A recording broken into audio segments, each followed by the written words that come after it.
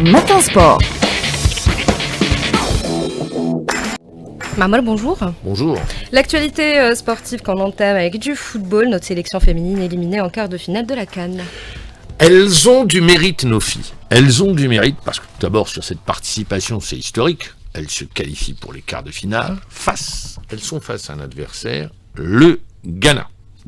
0-0 à l'issue des temps réglementaires, demi-temps de prolongation de 15 minutes et la séance de tir au but.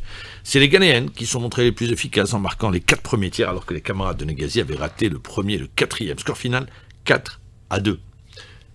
Ce qu'il va falloir, c'est une équipe qui est appelée à grandir, qui est appelée, bien évidemment, à aller chercher d'autres résultats, qualification mondiale.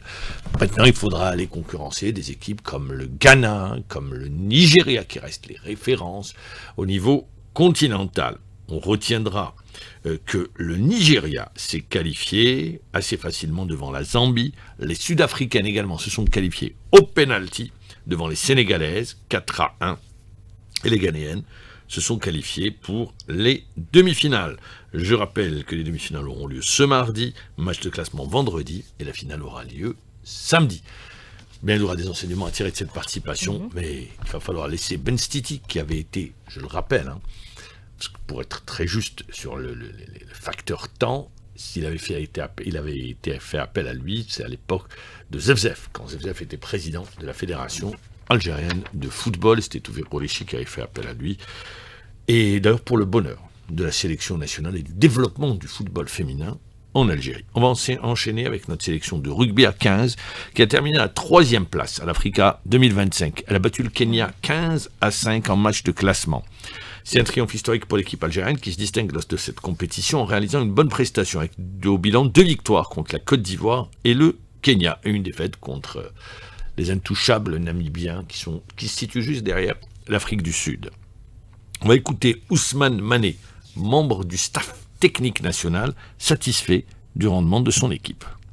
Nous sommes satisfaits de la 3e place, derrière le Zimbabwe et la Namibie. Ce fut un match très accompli de la part des Algériens contre le Kenya, une grande nation africaine, et nous sommes heureux de cette 3e place, honorable. C'est vrai qu'on n'a pas fait beaucoup de stages, avec plus de travail, plus de rassemblements. On pourra performer avec les meilleures équipes africaines. On n'a fait qu'un seul stage à Alger, et ça a été un peu compliqué d'une semaine, mais si on avait plus de stages, plus de matchs aussi amicaux, on pourra vraiment performer et Inch'Allah se qualifier un jour à la Coupe du Monde, Inch'Allah.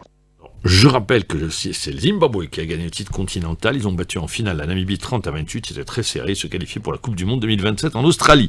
Le finaliste, la Namibie, assure à sa participation au tournoi intercontinental de qualification, regroupant entre autres les équipes asiatiques. Ça y est, on connaît la liste des joueurs retenus pour le CHAN. Le CHAN qui débutera le 2 août prochain et qui va s'étaler sur une période de 28 jours, du 2 au 30 août.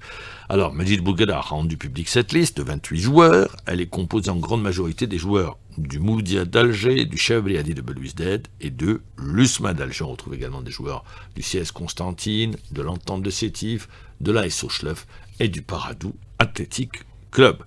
Il faut rappeler que cette liste pourrait faire l'objet de modifications avant l'envoi officiel à la CAF de celles retenues pour la phase finale. Pour rappel, l'Algérie évoluera dans le groupe C en compagnie de l'Ouganda, de l'Afrique du Sud, de la Guinée et du Niger. Et le tournoi se déroulera sur 3 pays, la Tanzanie, le Kenya et l'Ouganda. Pour les buts, on retrouve Bouhalfaya du CSC, Bousnat de l'Entente, Mejadel de la SO. En défense, Radouani Halaimia, Nashat de la JS Kabylie, Rzela du Moudia d'Alger, Alilet de l'USMA, Abada de la SO, Bakour du CRB, Khassef du CRB, Chati de l'USMA. Au milieu, Bouras, Ben Khmessa, Benrit, Boujma, Boukershawi, Draoui, Merbah sont les joueurs retenus. C'est un milieu Moudia d'Alger, CRB, CS Constantine. En attaque, Akhrib de la JSK, Mergham de l'USMA, Belhoussini du CSC, Machid de l'USMA, Mahyous, Berken, Bayazid, Mazian et Kouhili. On va parler championnat. Alors championnat, ça bouge. Du mouvement de joueurs, bien évidemment.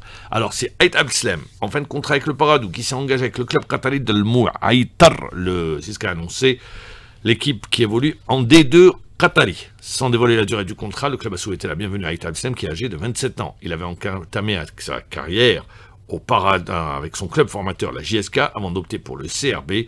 Il a signé au Paradou avec lequel il a évolué jusqu'à cette dernière saison. Il rejoint ainsi Les joueurs algériens qui évoluent au Qatar. L'entente de Sétif a annoncé samedi sa décision de résilier à l'amiable les contrats de 5 joueurs.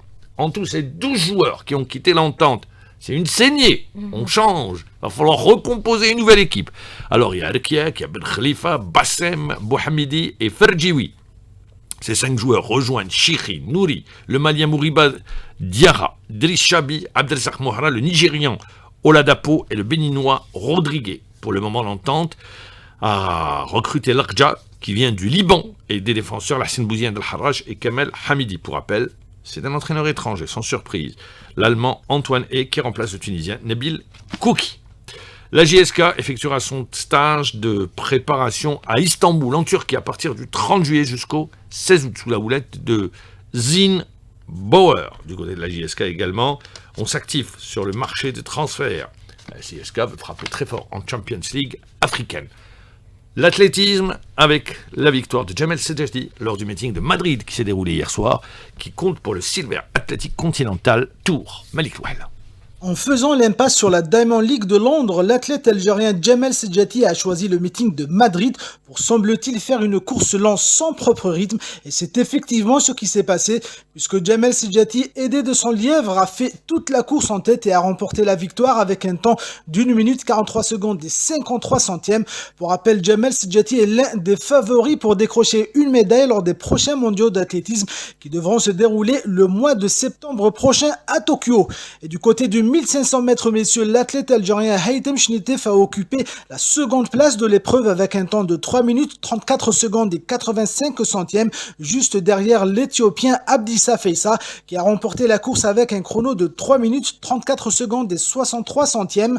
Par ailleurs, le concours du triple saut a été encore une fois remporté par le Jamaïcain Jordan Scott avec 16 mètres 95 et à noter également la belle performance de l'athlète qatari Hamid Abbas sur 400 mètres qui a remporté la course en 48 secondes et 64 centièmes. On retiendra qu'au championnat d'Afrique U18 et U20 garçons et filles qui se déroule au Nigeria, l'Algérie a remporté 3 médailles lors de la 4e journée. C'est Aya Amaran qui décroche la 3e médaille d'or pour l'Algérie au lancer du marteau chez les U18. Le jet a été mesuré à 54 mètres 58. Les 2 autres médailles ont été décrochées. Hier, sur l'épreuve du 10 000 mètres marche par Abdelkader Mahrez, en U18 garçons, une médaille de bronze pour Ryan Adouane dans la catégorie des U20 garçons, sur la même épreuve, ce qui fait désormais un total de 11 médailles, dont 3 en or pour l'Algérie. Les 2 médailles d'or ont été remportées par le décathlonien Walid Touati et Djeber Bar au lancer du marteau. On va enchaîner avec la 2 meilleures performances mondiales. On reste avec l'athlète de l'année réalisé lors de la 11e étape de la Diamond League qui s'est déroulée hier à Londres. Une nouvelle fois, Malik Touel. Malgré le ciel pluvieux de Londres, les stars mondiales de l'athlétisme ont continué à briller lors de cette 11e étape de la Diamond League, à commencer par 2 meilleures performances mondiales de la saison qui ont été l'œuvre de l'Éthiopienne Goudat Tsegay sur l'épreuve du mile qui a réalisé un chrono de 4 minutes 11 secondes et 88 centièmes, ainsi que par la nouvelle reine du sprint mondial, la Sainte-Lucienne Julian Alfred qui a remporté le 200 mètres en 21 secondes et 71 centièmes. Le maître du 800 mètres masculin, le Kenyan Emmanuel Wanyoni enchaîne une 4e victoire consécutive en 1 minute 42 secondes et malgré qu'il ait été légèrement chahuté par le Canadien Marco Arop, il a pu résister pour imposer sa suprématie sur l'épreuve. Et du côté du 1500 mètres messieurs, la victoire est revenue au jeune détenteur du record mondial U20 de la distance, à savoir le Kenyan Fanuel Koch qui a réalisé un excellent temps de 3 minutes 28 secondes et 82 centièmes devant le champion du monde de la spécialité, le Britannique Josh Kerr. Prochaine étape de la Diamond League sera en Pologne le 16 août prochain. Le 16 août prochain avec la Diamond League, voilà qui termine ce matin sport. Bonne journée. Merci à vous, Mohamed Jibour.